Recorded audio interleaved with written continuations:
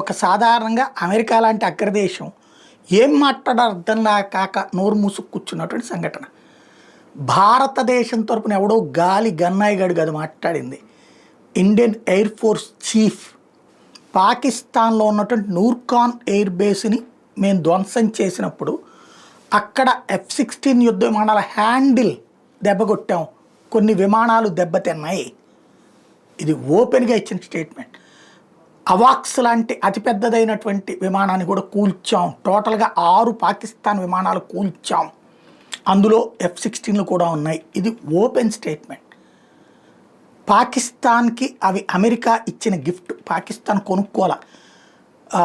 ఆఫ్ఘనిస్తాన్లోని తాలిబన్ల మీద దాడుల కోసం పాకిస్తాన్ సైన్యం పనిచేసి పెట్టడానికంటూ ఇచ్చినటువంటి అవి, అలాంటివి పాకిస్తాన్ వాడుకుంటోంది.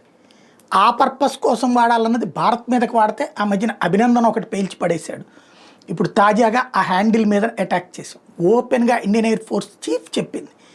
త్రివిధ బిపిన్ రావత్ తర్వాత ఇప్పుడు ఉన్నటువంటి చౌహాన్ చెప్పుకొచ్చినటువంటి. బట్ దాని మీద అమెరికాని వివరణ అడిగితే మీరు పాకిస్తాన్నే అడగండి అని చెప్తుంది. ప్లీజ్ ఆస్క్ పాకిస్తాన్ అంటే అమెరికా సైలెంట్ అయిపోయింది, తద్వారా పరోక్షంగా అంగీకరించింది.